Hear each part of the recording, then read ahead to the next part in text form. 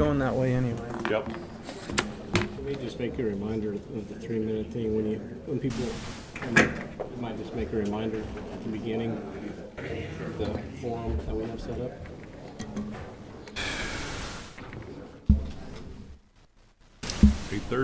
Okay, I'd like to call November 7th County Commission meeting to order. Can we please stand for the Pledge of Allegiance? Pledge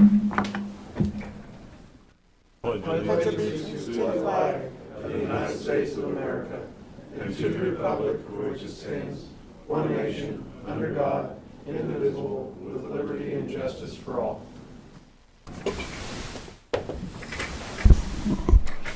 If you can call roll, please. Commissioner Nathan Liker. Here. Chair Neil Younger. Here. Commissioner Michael Burgess. Here. We have a quorum.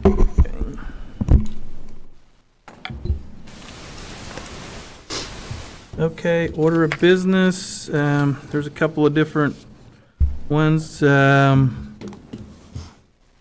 9, which we will table at a later date, which is excluded, and also number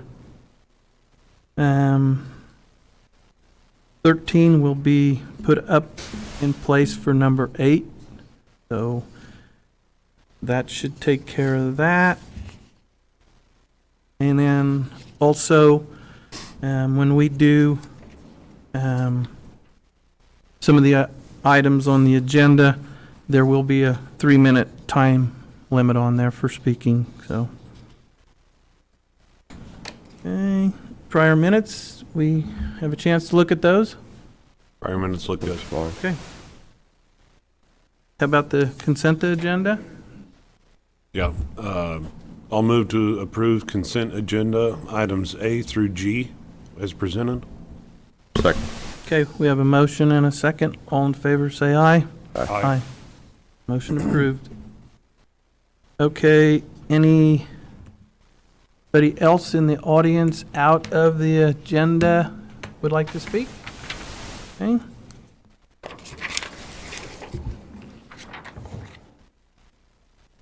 Okay, Jennifer, for new employees.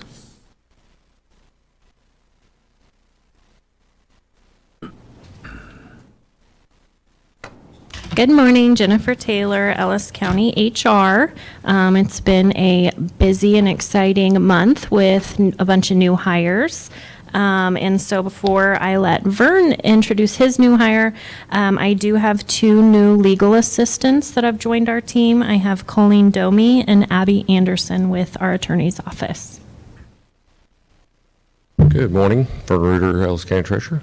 I have a new employee, Kylie Benier, was just here as Motor Vehicle Clerk 1. She actually is newish to the position because she was here for 9 months and then took a few months leave of absence, so she's back. So minimal training. We're glad to have her back. Okay. Welcome back. Welcome.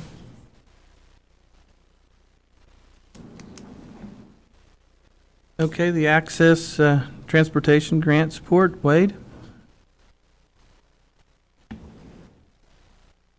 Morning, Commissioners and staff. My name is Wade Cruz. I'm Transportation Manager for DS and WK and Access Public Transportation.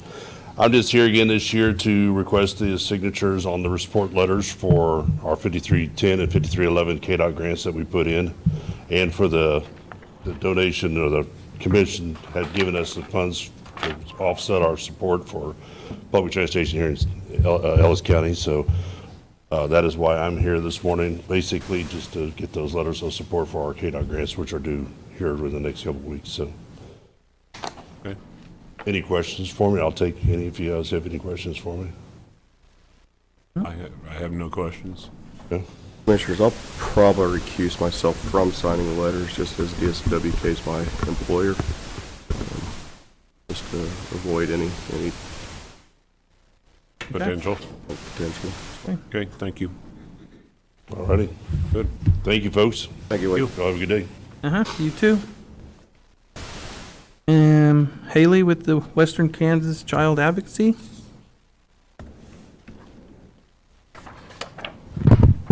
Haley Rutherford with the Western Kansas Child Advocacy Center serving Ellis County. So this quarter, we provided 13 forensic interviews to the children here in Ellis County. And we provided 85 advocacy services to them as well, and 101 therapy services. Some things that we've been involved in throughout the year. We've still continued our collaboration with the Department for Children and Families to help raise awareness and prevent child abuse. And we have also done presentations to the chamber as well. And we have done multiple meetings with what we call them multidisciplinary team meetings with law enforcement, county attorney, DCF, St. Francis, in order to see what else we can do for the families that we do serve here. Some upcoming things, we do plan to participate in Reality U through United Way. And we will be having our giving tree that we put up in the mall every year. So we gather gifts for the kids that we do serve in this community, and we deliver those as it gets closer to Christmas. So just something to put out there. Thank That's all I you. have. Any questions? Thanks for what you do. Thank you. Thank you. Okay, this is where the changes for Kim, because she's short-staffed is the reasoning, so, and the WIC project or descriptions. Good morning, Kim Real, Ellis County Health Department Director. Thank you for moving me up. I am just coming to you today to ask for approval of some WIC job descriptions, which we just recently had a WIC audit a couple of weeks ago, and we found out that this is part of the WIC grant, and we don't have these available. The job descriptions are attached. One of them is going to be for the WIC clerk.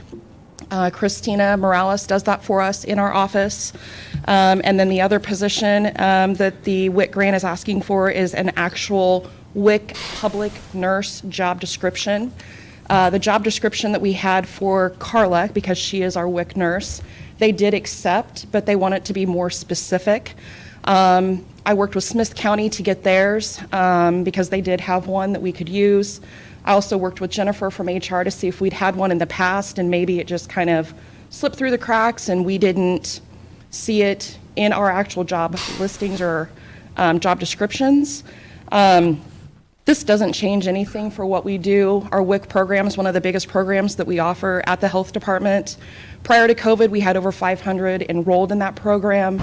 Due to COVID, we lost approximately 50%, and we're now serving about 300. So, and it's one of our larger grants that we have. Are there any questions about the job descriptions? I have none. This really changes nothing, it just is updating. It's just updating the job descriptions based off of the audit that we received just a couple weeks ago. Okay. Michael, anything? Okay. I'll move to approve the attached WIC job description for Ellis County Health Department. Okay, go Okay, ahead. we have a motion and a second. All in favor, say aye. Aye. Aye. Motion approved. Okay, Thanks, thank you. Kim. Appreciate it.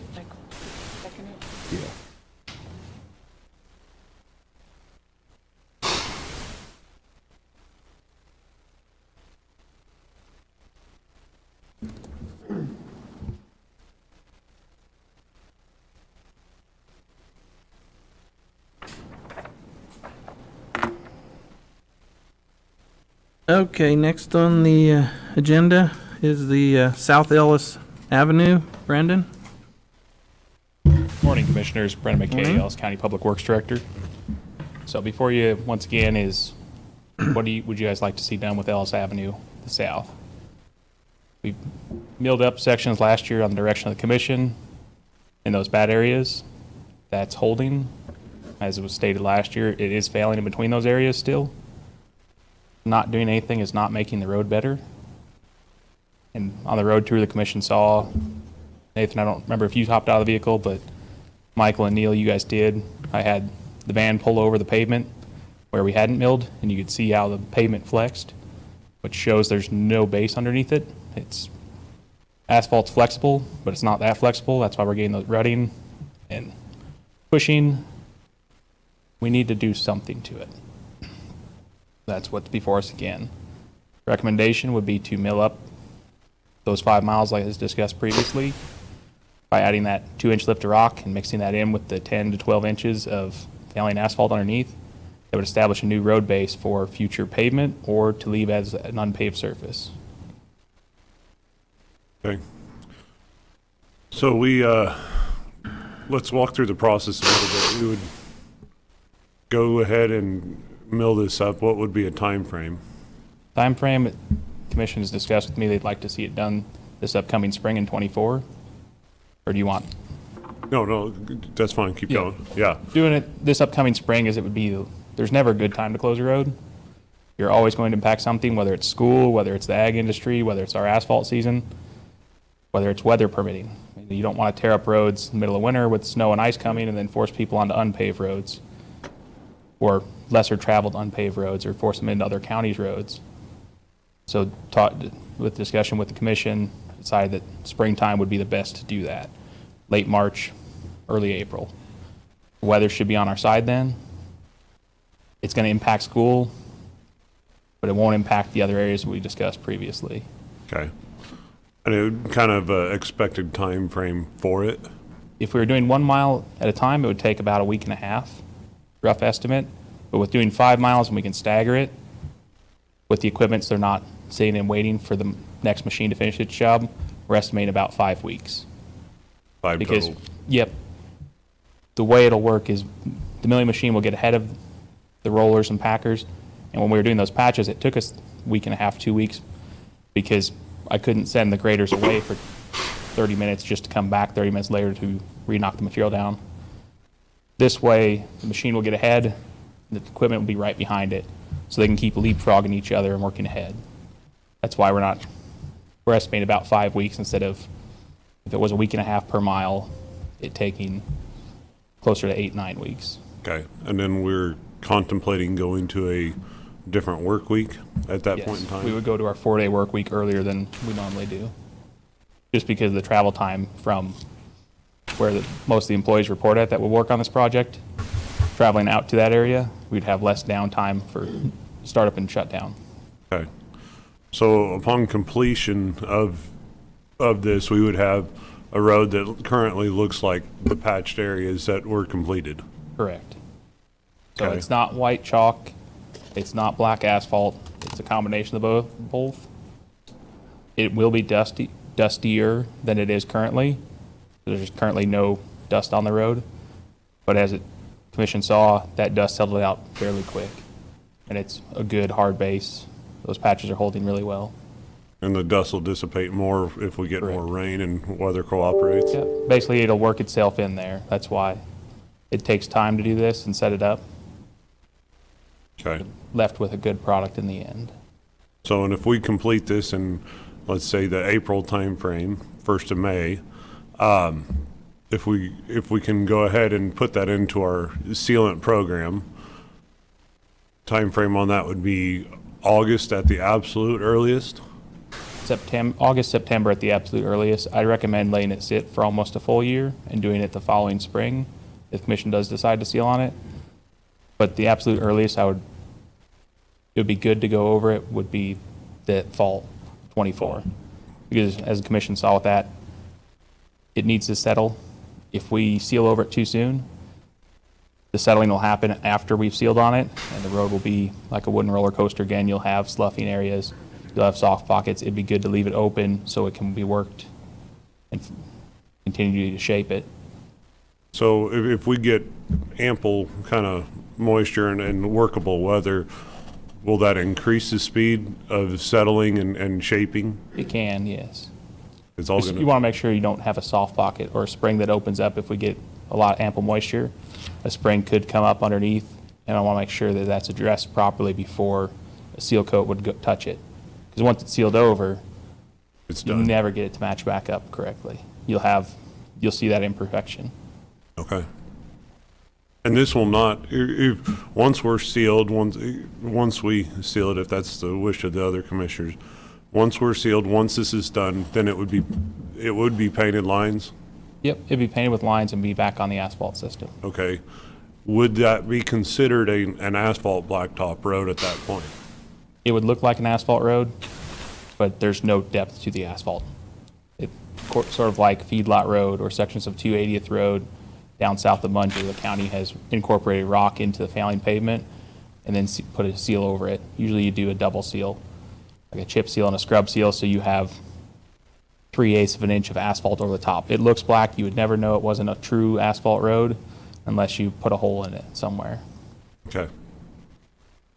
So it's just going to be a definition more or less at that point. Yep. The traveling public, there'll be no difference to the traveling public for appearance-wise. Okay.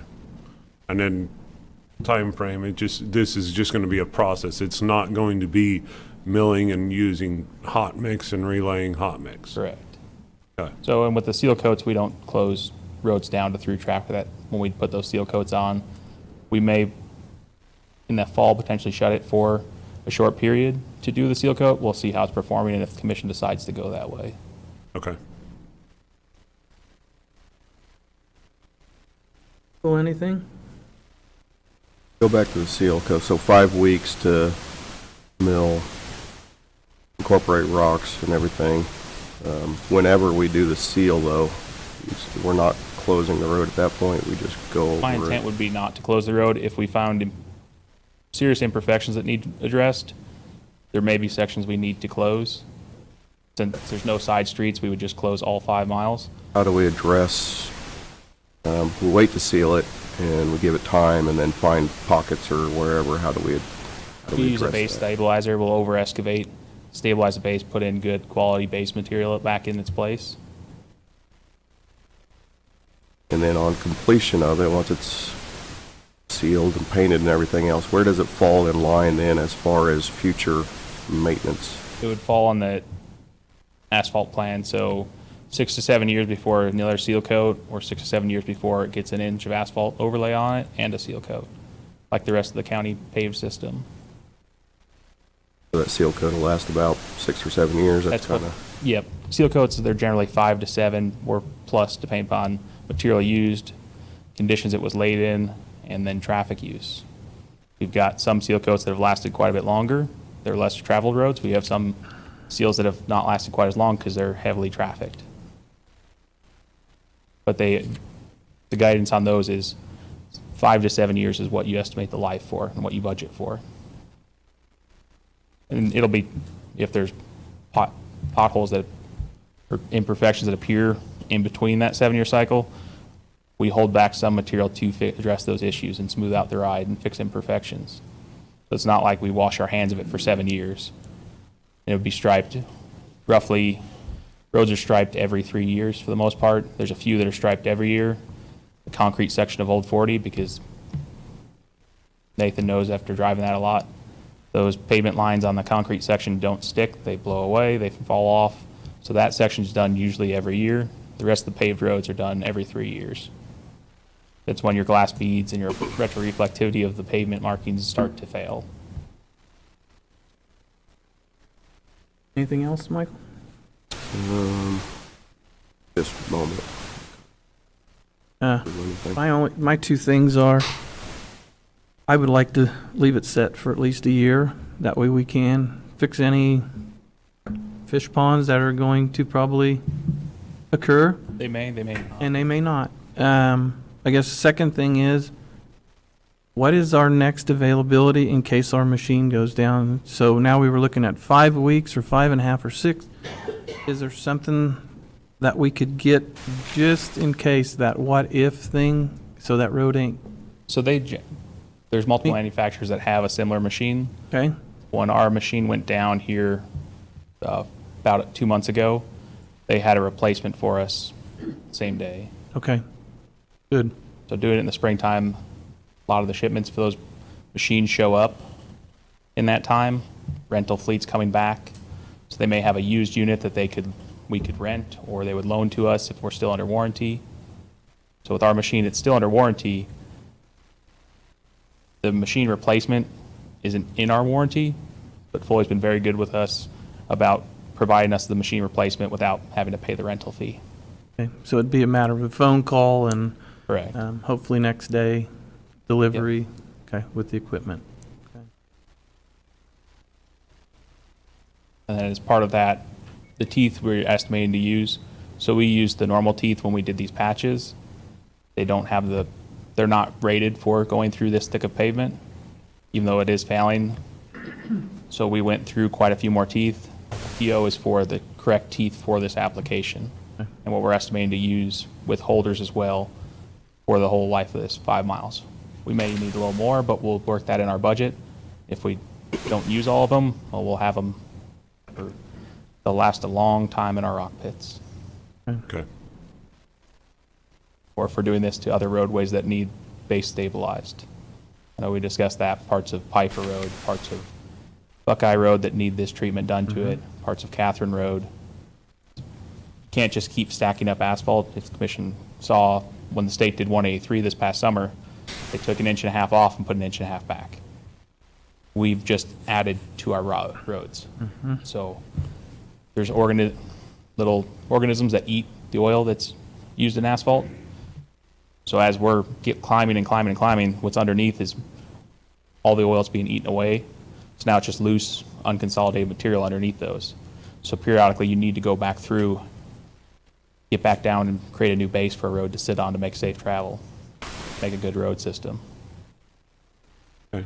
And this roadway, it had been maintained. The last seal coat, full all 5 miles, was done in 2016. The county has done patches and repairs through sections all the way up till now, except for a brief period in 21 when the commission gave the direction for no asphalt on it. So nothing other than patching was done in 21.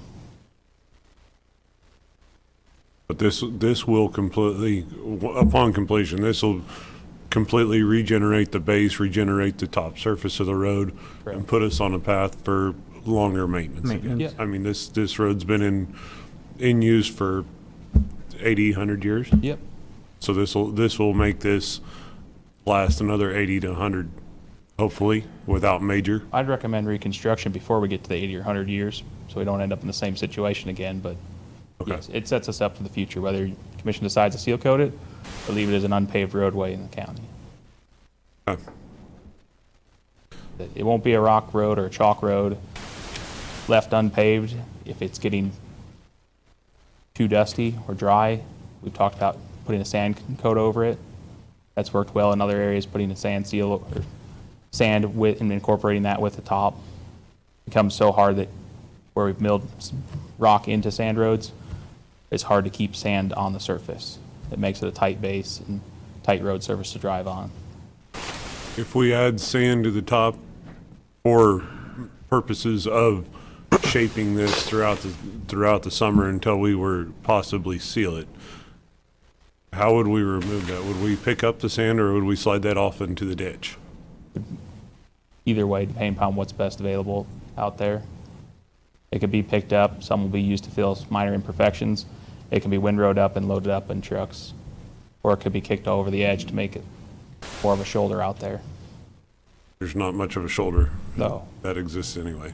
When the road was built, vehicles and equipment weren't the size they are today.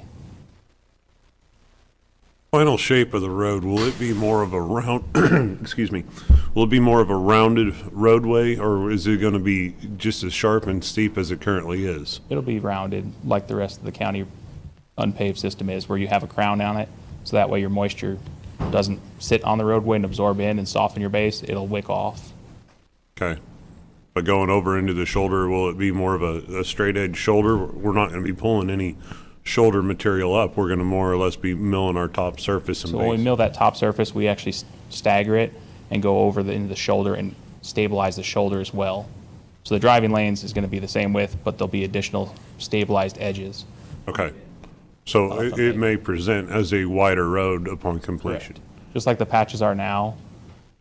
When you approach them, you can see it's been incorporated 3 feet either side of the paved section. It'd be the same way all the way through. Okay. You can drive on it. It's not meant for you to drive on it, but you could. It's at least so where you can take equipment and move over. Correct. Okay. Through this process, is there any soil samples that are taken for like some of the areas that, We haven't hit any pockets Okay. yet, but we could okay, if it shows up. Okay. What we found a lot underneath there is looks like a bentonite clay was hauled in. So during research on the roadway, I found state report when they started testing cold mix, and it was a whole study done on what is Ellis Avenue in Rush County. where they talked about what they was done to that road.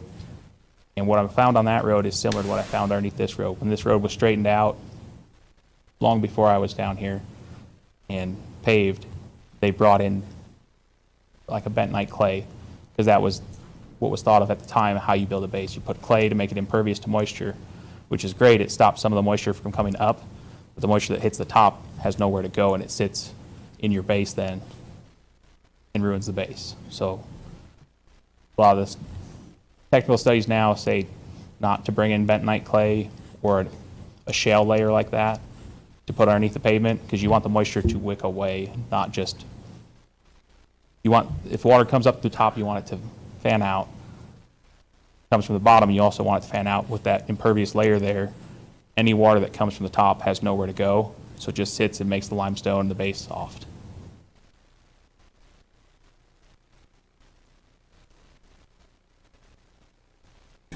Proper notification was given, you contacted the school district and stuff. Contact the school district and about 13 others that had spoken at the last meeting.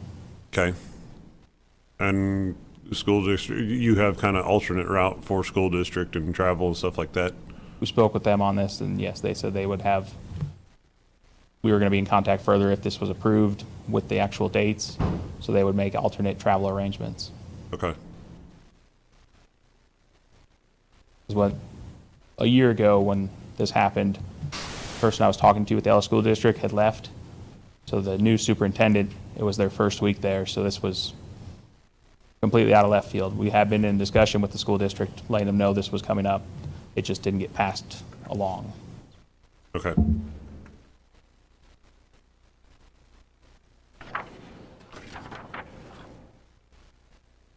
Anything else? My preference, I think, would be on the seal coat, would be to wait. But is there any advantage of just getting it, doing this work and getting it seal coat all in 1 year? Is there something that might be There's no advantage I see to it. It's just like with the patches, we reworked them. Mainly the reworking we had to do was addressing the approaches, because you're going from pavement, asphalt pavement to milling asphalt. So you have a lot of changes, so it is a rough ride because of those abrupt changes, which is why I didn't recommend doing it that way this time a year ago, 13, 14 months ago. So that was a lot of what we had to rework right away. My fear is if we seal coat it right after we're done with this, any settling that's going to occur or spring that opens up, we've now capped it, and that road's going to subside there. It may be 1/4 inch, it may be 2 inches. Working with Mother Nature, there's no knowing for sure.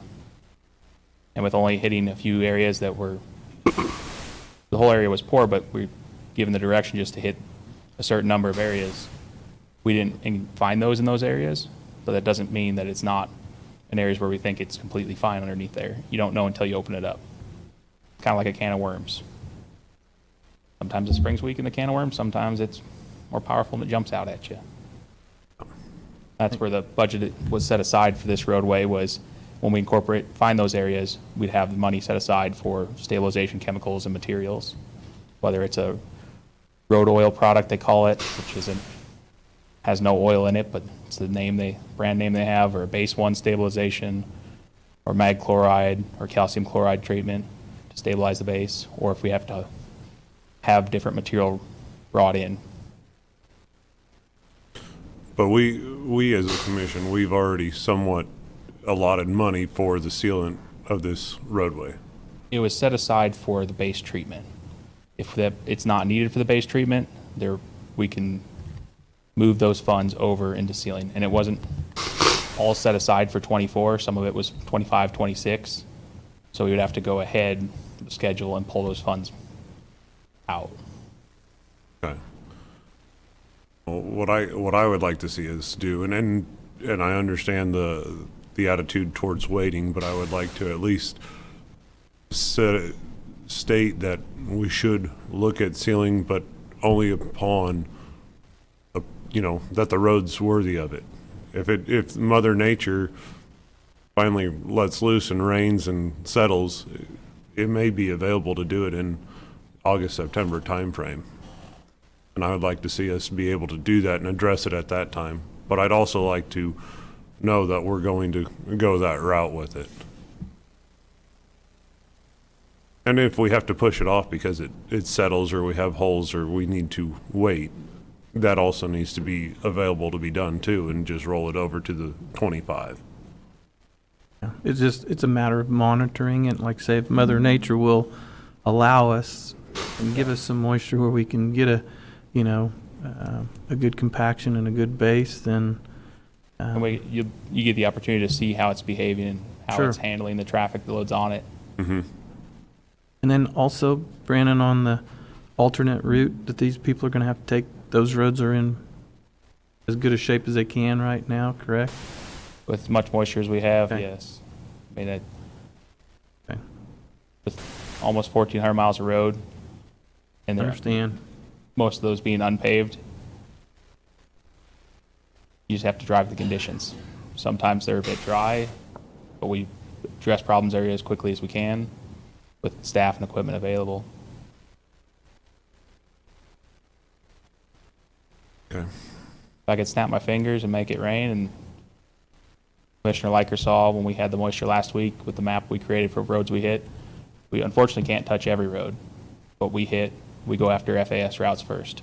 Ellis Avenue will continue to be an FAS route, even if it's unpaved, which means it's one of the first roads that are hit. Follow-up question here. Once we seal this road and have it done, and it's back on our blacktop treatment, this road will be cleared we can use our trucks with plows on them to clear the road and sand and salt the road. Yep. In the last 3 years I've been here, it's generally been a grader doing it, mainly because of the imperfection of the roadway. A snow blade hitting it would gouge and take out chunks. It has before. Grader's usually the quickest one over there, but then the salt sand truck does follow up behind it. Okay. Grader removes the bulk of the snow and ice if there is any, and then a salt sand truck comes over the top. With an unpaved surface, you'd have your windrow that you could incorporate too and open up for traction.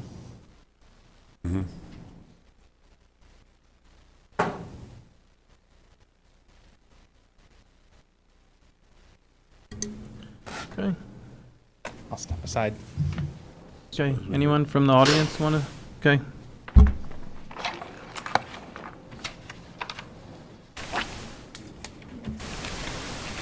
Dean Gutchock. Want to thank you guys for hearing us out. Thank Brandon for calling us and letting us know what was going on, giving us a heads up. I asked him a couple weeks ago, had they done any of this kind of work in Ellis, and he said up there on the feedlot road, right?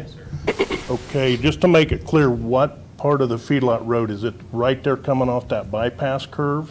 No, it's everything from after that curve. Where the curve is, that was hot mix all the way up until the development. And then from there, all the way out past the feedlot is where the county had built up the existing asphalt and milled it into rock and then put a seal coat over it. So about a quarter mile east of 230th Avenue, all the way past the feedlot is all a reclaimed asphalt base with a seal coat over the top. Okay. Well, I know the first 2 miles was what we were hoping it was, but unfortunately, I just hope that when it's done, we've got a safe road to travel, and that the detour roads that you're going to have people traveling be maintained on a regular basis for safe travel. We will make sure of that. Okay. That's very important. It's going to have to be, Dean. Just no ifs, ands, or buts. Brandon will have his people there, and Okay. we'll do the best we can with moisture hopefully we will receive from. Okay. So the sealer that you put on, is it a liquid sealer, or do you come over it with asphalt? What, I couldn't quite hear you back there. So it is a liquid asphalt emulsion oil. So it's a liquid oil that we put chip rock or sand into. Sand and the chip is to make it so oil doesn't track up and give traction to vehicles traveling in. But just like the county chip seals and scrub seals that we do all throughout the county, that's what we would do over the top of this roadway. Not recommended just to do a seal coat because people think it's a blacktop road and drive accordingly, which may be too quick, but it is an option that's out there. Thank you. Thank you, Dean.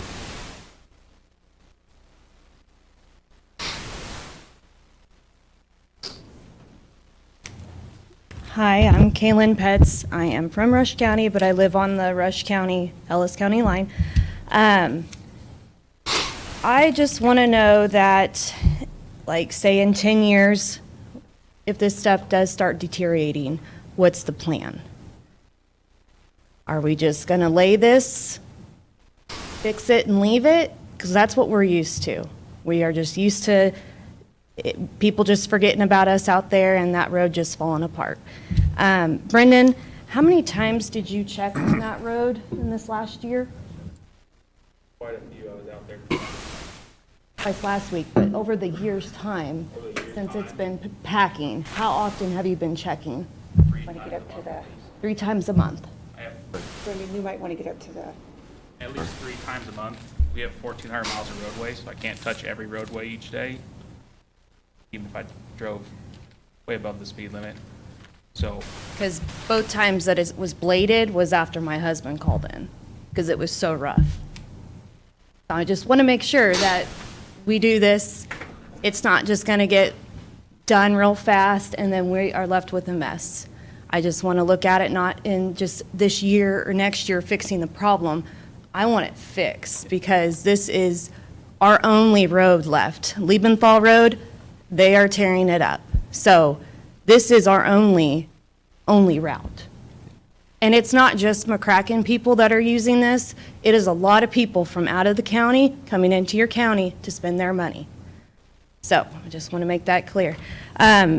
So from 10, 20, 30, 40 years of investing in this road and the money it's going to take and the equipment and the labor and the material and all that, add that up in the end, would we be better to invest in just asphalt and pavement and doing it right or not? And I know that's hard to look into, but it's kind of like buying a used equipment and it just keeps giving you problems. And then in the long run, you would have been better off buying a new piece of equipment because in the end, you still have something to show for.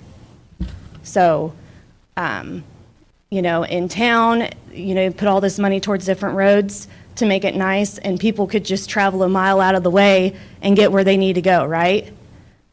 For us, we have to go 14 miles out of the way for a detour. So it just makes it hard to, hopefully this road will be a nice road after it's done.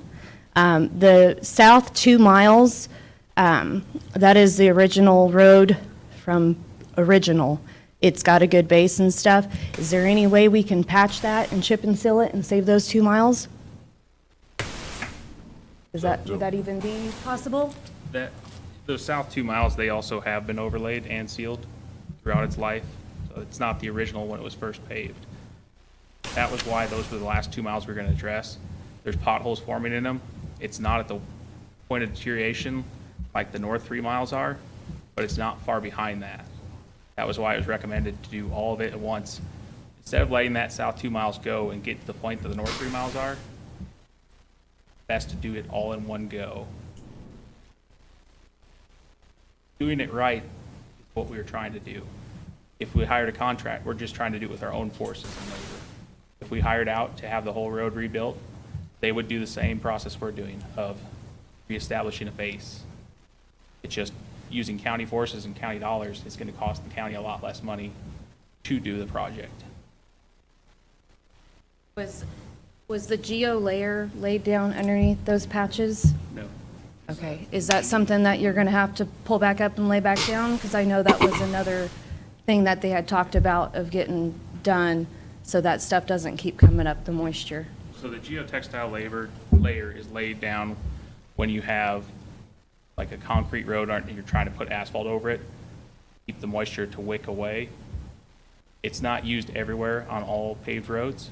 It's where you hit springs and wet spots and wet pockets. That's where you pull out the material, put down a geotextile mat, and then lay new material.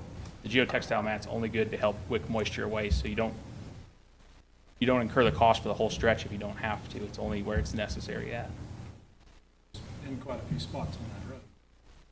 potentially. That's where that $50,000 per mile was for geotextile mats and stabilization chemicals or a different material. The road was bladed more than twice over the course of this last year. We drive I 20 drive miles it. a day, Yes. Okay. 5 days a week.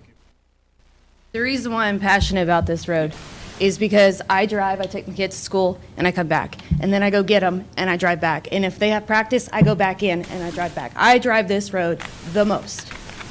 So I know when you're out there, and I know when you're not. So you can say what you want to If say. you did send a blade out more than twice, the You're blade didn't do sneaky. anything. We're not getting into an argument about I'm not, those I'm not. things. But Here's what I'm going to address with your question about how do we do this in the future.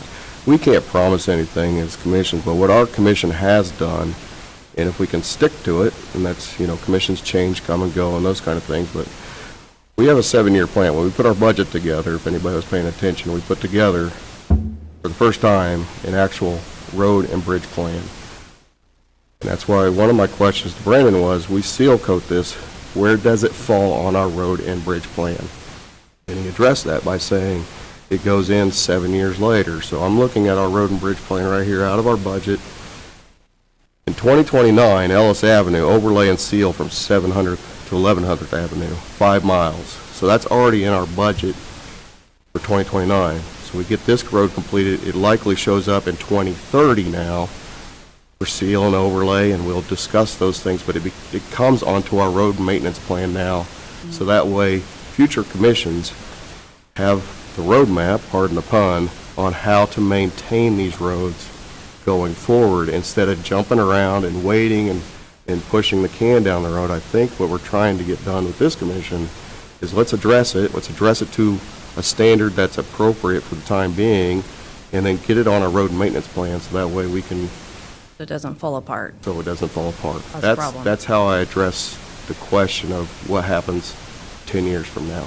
Now, that could all fall apart because different commissions come along or their budgets fall apart or whatever, but we're pretty dedicated to making sure we have routine plans set in place so that way, again, we can follow, not have to just And it jump around. won't just be rock when you go back to fill in any holes or any areas. It will be a mixture of good quality stuff.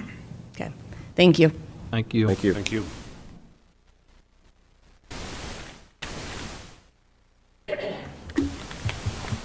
Martin LaBarge. I couldn't hear a lot of the conversation when you guys were talking about what's going on. It's kind of hard to hear back there. It's muffled in here. But my question is that if I understood you right, did you guys address the base problem of the road itself? Or are you're just talking about addressing the top two feet of the road? Or, because the problem is down at the bottom. When they originally built that road, it was out of that blue shale or blue gumbo, whatever it is. And during the wet seasons, that stuff is going to soak up that water and it's going to work its way to the top, because that's a lot of the problem of what the blacktop road is in those areas right there. There's other parts of Ellis County that has those problems. One of them's on the Antonina Road. And then there's one north of Ellis on the highway there where they had to put drainage tubes in there to stop the water to where it would drain so it wouldn't soak up through the asphalt. But I was just wondering if you did address the problem at the bottom of the base instead of up the top, or just looked at the top part of it. So incorporating this, we're incorporating into the base, making a new base. You actually want some sort of binder base. In areas where they have lots of limestone, quality limestone, they use what they call AB3, which is a fine graded rock that you wet it down, it forms like a cement. So the purpose of milling the rock into this and into that shale layer is to make the new base and a beam. So it's like a beam for a house. Right now, there's nothing to support that beam. What we're trying to do is build up the support for the beam to hold the surface top, whether it's left unpaved and put a sand coat on it, or a limestone coat if that's what's wanted in the area, or if we go to a seal coat over the top, we have to build this area to stabilize it. So It's basically, getting down in there. what you're saying is that you're only gonna go down so far. We're going down 20 inches. 20 inches. And some of those hills there, where they're filled in, some of that's 10, 12, 15 foot deep. And that's where we would put in those geotextile mats and those drainage tubes to wick the moisture away from there, and so it doesn't come up to the surface. So it'll wick out the sides. Okay, I didn't hear that, so that's why I said I just wanted to find out, what you guys plan, because it's hard to hear back there. Thank you. Yes, thank you. Thank you. Yeah, and we apologize because the new wall and everything, so we're doing a little experimenting with the sound system, so bear with us on that. But anyone else?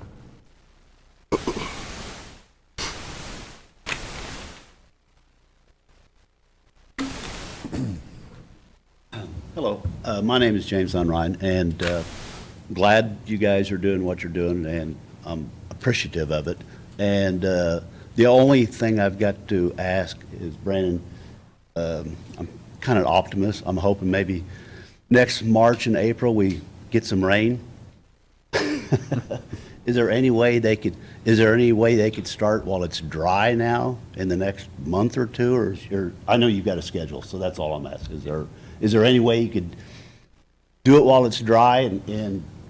And to me, there's not as much traffic out there during the winter as there might be in the spring. So we discussed that at our budget hearing about the best time to do it.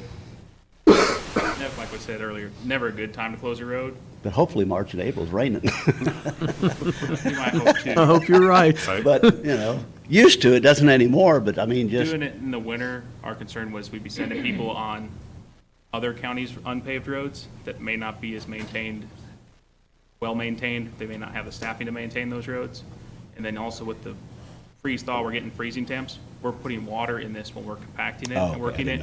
I didn't know that. Yeah, you'd get Okay, ice form, okay. and it would lift those, Okay. separate the layers. okay, I thought you were just tearing it No, up. no, no, Okay, no. So okay. we're putting, what we did on those patches was water.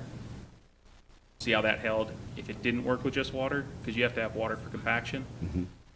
If it needed a chemical stabilizer, that was one of the incorporated too, which is also water and a chemical. Okay, So with the freeze thaw, you would get those layers to separate and it would fluff Okay, itself okay. back up. So that's why we okay, that's, do it in wintertime. okay, there's an explanation for it. Okay, thank you. Thank you. Thank you. Thank you.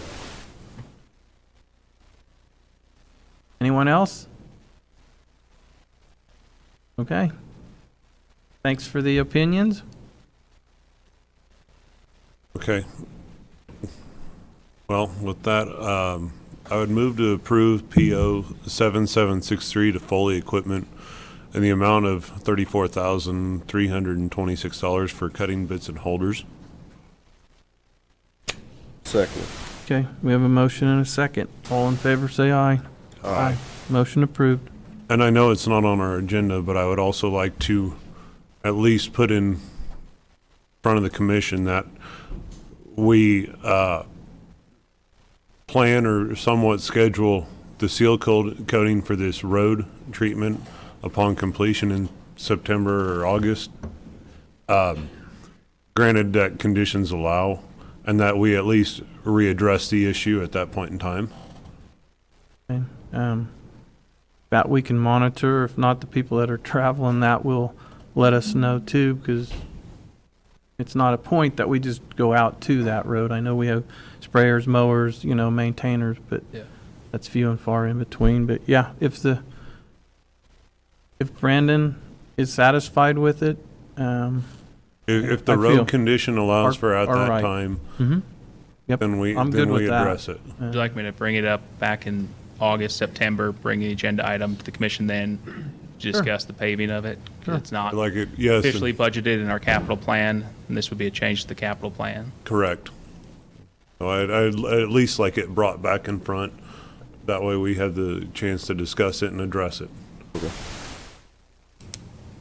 Okay, Excuse me, we'll also make sure that we put this on the road tour in late April, early May, Okay. for the commission to go out there and observe it as well as a group.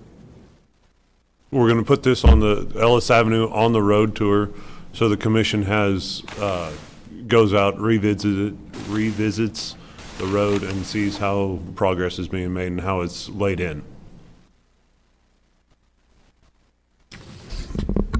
Yeah, and I do have property over there too, and I know Nate drives it a lot, so I make a detour there. It's a little out of the way, but to come back home, but I do also go by there, and as we all know, there's a lot of speeding going on that road, because I know when I drove it twice, I got passed like I was sitting still, and I was going 50, so I'll keep driving on there too, and just to monitor it, so. Yeah, I can't drive it every day, but Absolutely. got lots of roads, so Absolutely, Brandon. I make special trips out to it a few times, but I don't. We got a lot of roads we have to check and keep an eye on, so. All right, Truman Street, vacation, we did table number 9, so Brandon? Yep. So before you is the request to vacate Truman Street in the Air Flight Acres Second Edition. It was never built.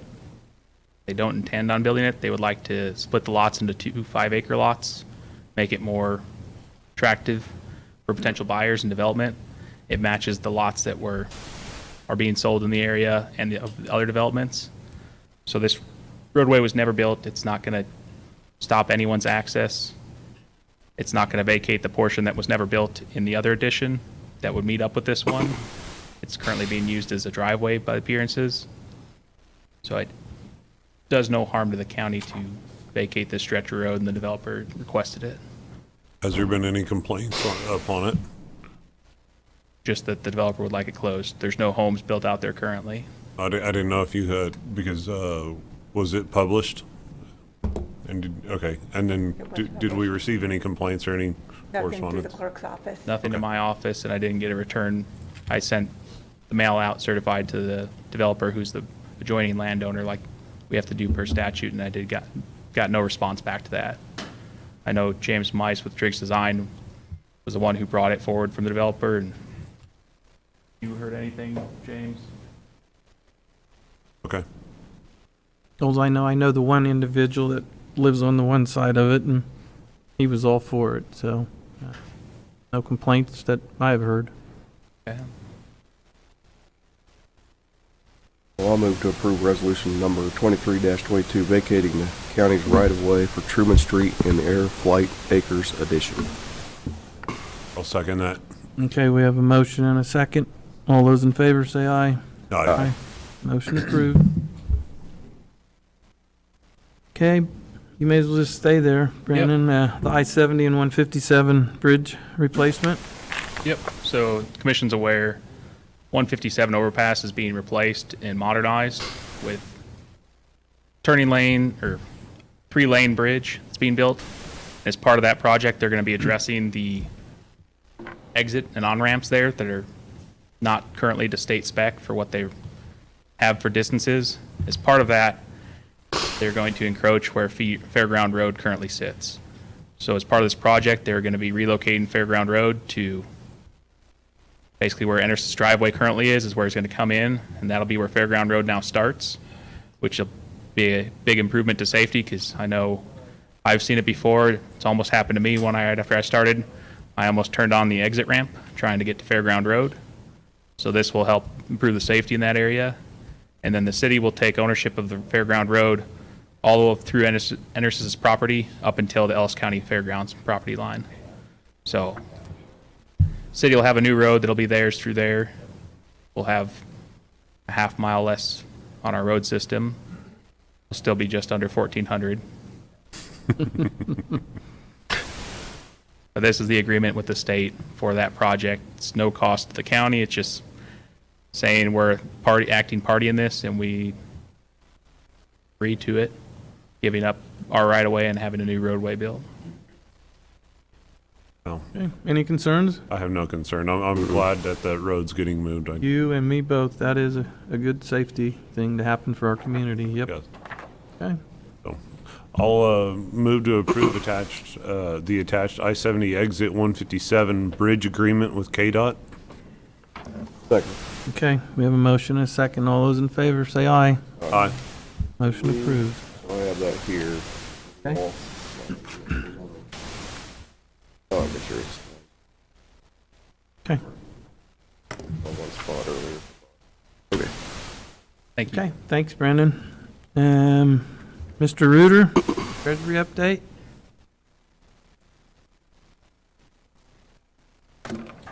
This was Good it morning when again. everybody was here. Vern Reuter, Ellis County Treasurer. Vern, I'm here to give you an update on our upcoming tax season.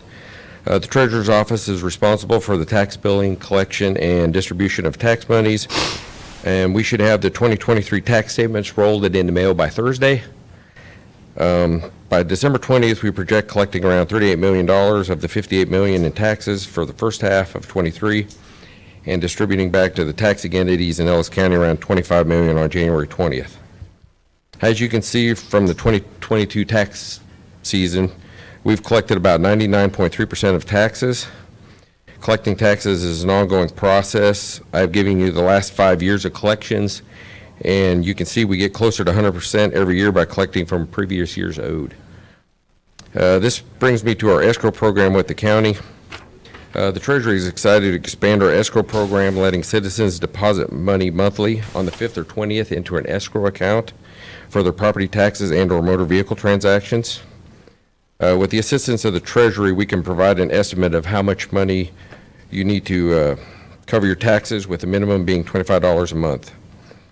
This program is open to all citizens of Ellis County, and currently we have around 600 taxpayers enrolled with deposits of $150,000 per month deposited.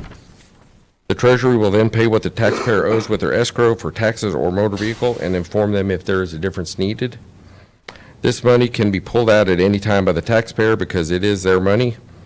We will be reaching out to larger businesses in Hayes to let their employees be informed about this program.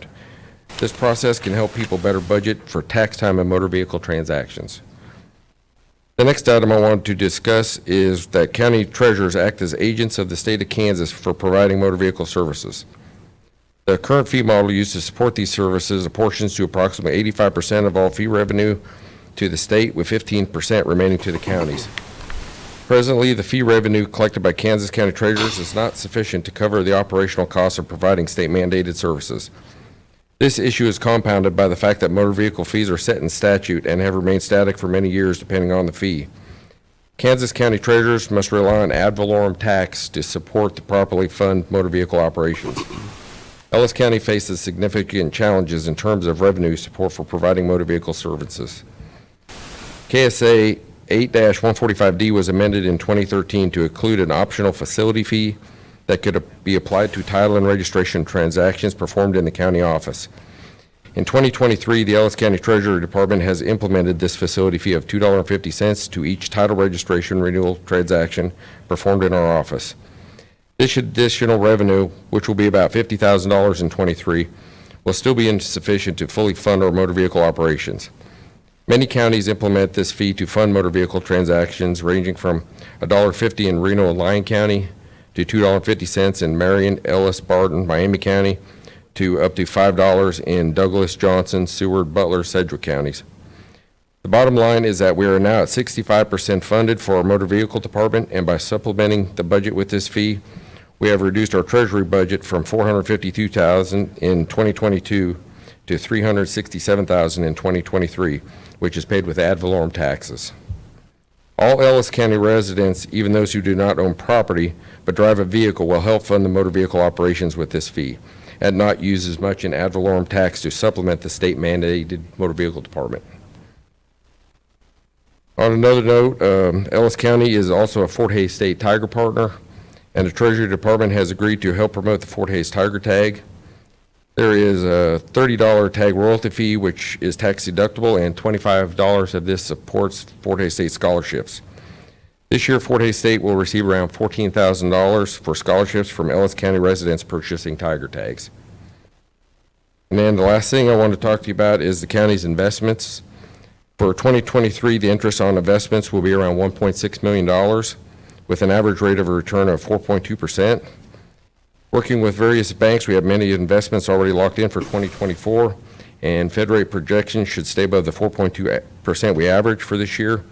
I'm projecting interest income around $1.8 million for 2024, helping our tax dollars go further for our Ellis County citizens. So, better than I projected. You guys have any questions? I'll go back to your Yeah. Kansas Treasurer because we've received correspondence on it. This is a fee that is supporting and paying for people who are working in the office as motor vehicle clerks, but it's not costing property owners. This is only sponsored by vehicle ownership. That is correct. Funding for a motor vehicle, that is what the fee is for. That way, we don't have to charge it through property tax. I mean, either way, we're mandated to run a motor vehicle operation. So like I said, we were able to drop our budget from 2022 to 23 significantly by actually helping implement a fee included. So you pay motor vehicle with motor vehicle fee, and like I said, property tax owners, hopefully will help them out in the long run. That's per vehicle. That's per vehicle. And if people want to get around this and don't want to pay that fee, they can drop it in the box or in the mail. Is that Yeah, correct? they can drop it in the box in the alley, and right now they won't have to pay the fee. The state has not figured out how to do so many counties when they mail out the renewal forms with that fee included, since they're all different. And you can also pay online, but there's also, a 2.5% credit card fee that the state charges. So just multiple ways you can pay. I said it's a toss-up, which is, to fund it through motor vehicle or property tax. And I think its motor vehicle department should be funded with motor vehicle money, so. Well, thank you. And I want to congratulate you on what you've done with the investments for the county. That is a very good feat. Thank you. So I keep an eye on that every thank day. you for your work. Okay, thank you, Ryan. Michael, anything? Oh, thanks, Vern, for Okay, coming in thanks and a lot. giving us an update. You bet. Thank you.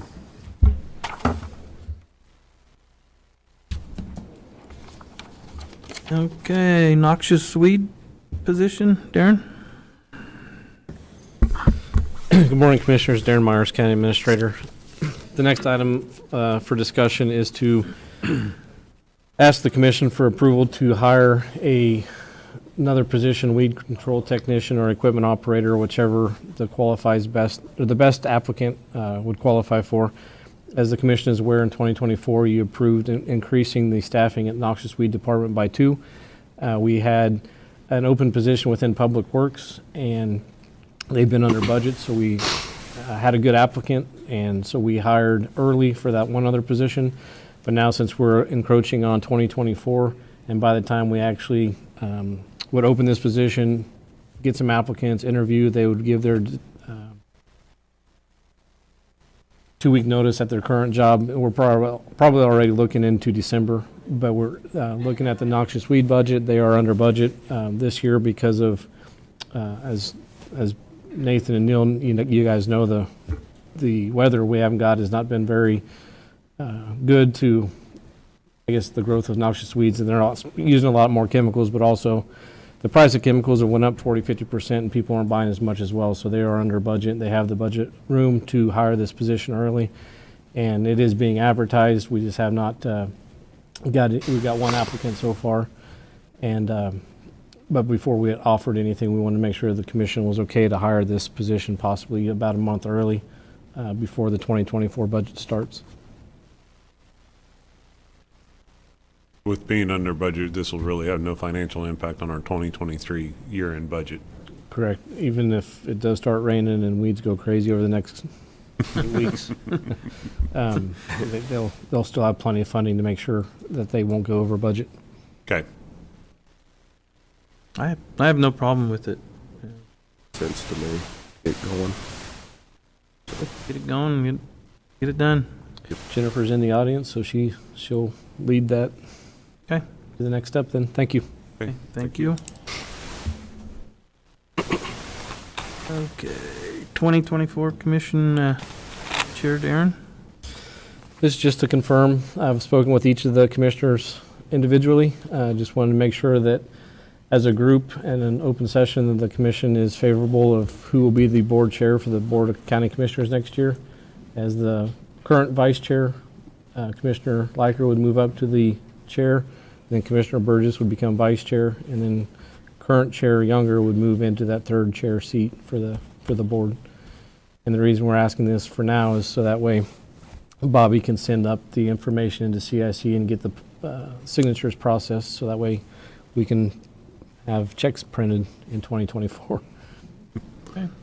Not, you'll be hand signing. Right. I'm good with going ahead and proceeding. That works. Unless you want to arm wrestle for it or something. Works for me. That's fine with me. I'm good Okay. with that. I support that. Thank you.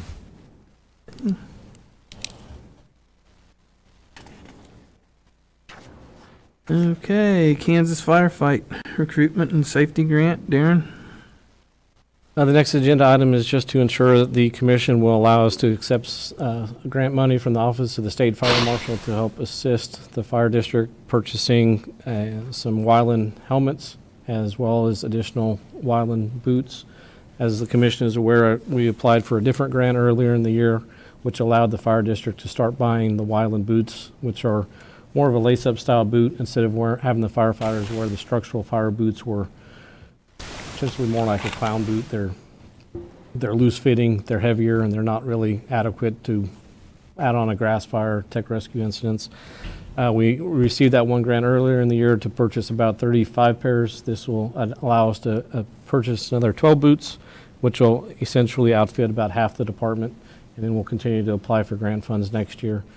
What it also does is this grant allows us to purchase 30 Wildland helmets, which is essentially the same thought on, it's a lighter weight helmet. It's more like a hard hat with a harness and chin straps compared to a structural fire helmet. They probably weigh less than a quarter of the amount of the weight. So it's just for firefighter protection and safety. So that way when it is hot and they're out there, they're not wearing heavier equipment, and they don't become overexerted as easy.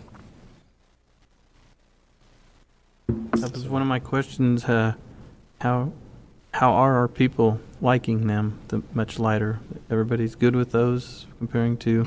Well, to be honest with you, we just got the other pair, those 30-some pairs, maybe a week ago, Okay. 2 weeks ago, and we just got them out. So Okay.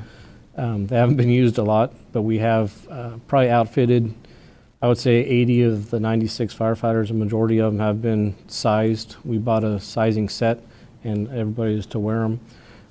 Obviously, we won't force them to wear them if they would rather wear a structural boot. Sometimes in the winter months, the fires, I would say that, and you look back at December of 2021, but sometimes when it's colder out, they'll wear their structural gear because it's warmer. Warm.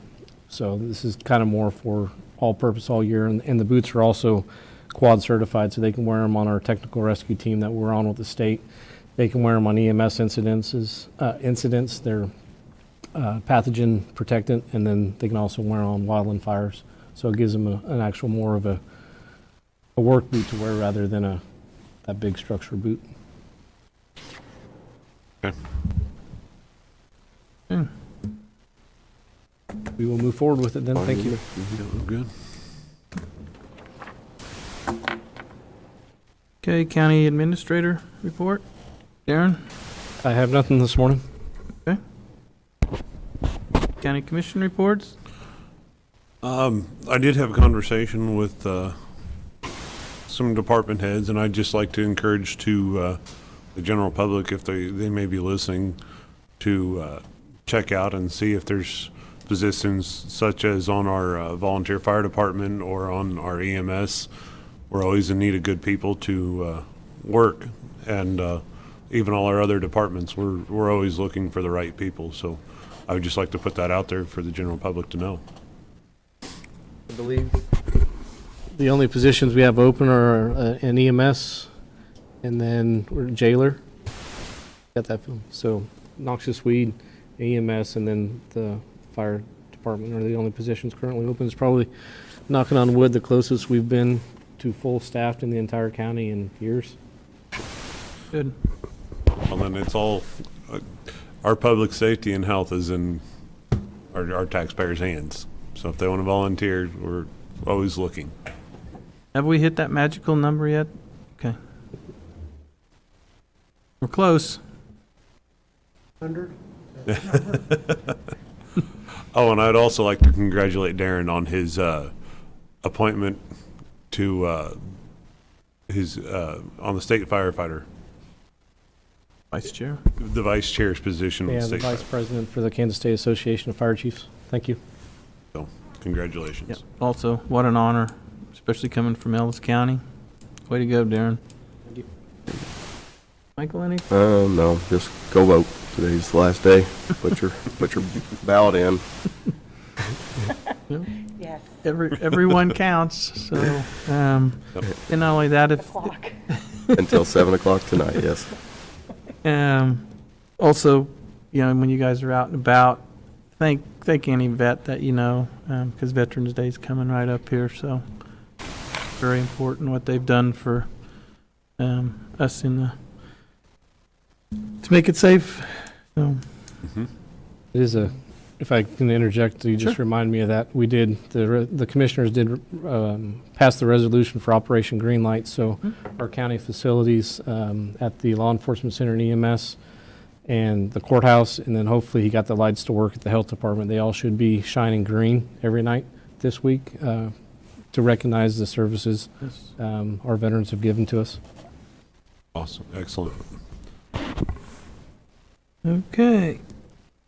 And we've got 2 executive sessions, so Okay, I move the Board of County Commissioners recess to executive session for 20 minutes under the following exception to the Kansas Open Meetings Act. Pursuant to attorney-client privilege exception, the subject to be discussed during the executive session is contract negotiations. Open session will resume at 10 o'clock in the commission chambers. Those in attendance, in addition to the Board of County Commissioners, are Bill Jeter and Darren Myers. Second. okay.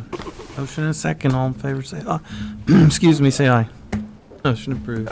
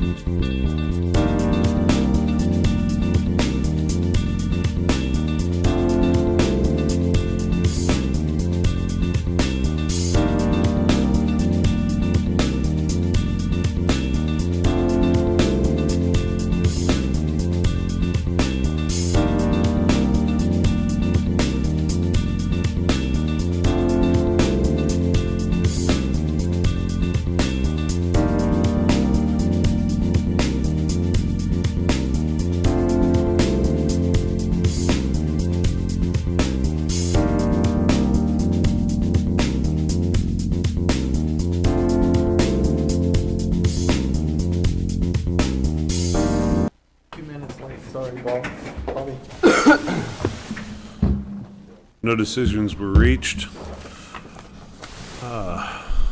Next, I'll move Board of County Commissioners recess to executive session for 30 minutes under the following exception to the Kansas Open Meetings Act pursuant to non-elected personnel matter exception. Subject to be discussed during the executive session is job interview.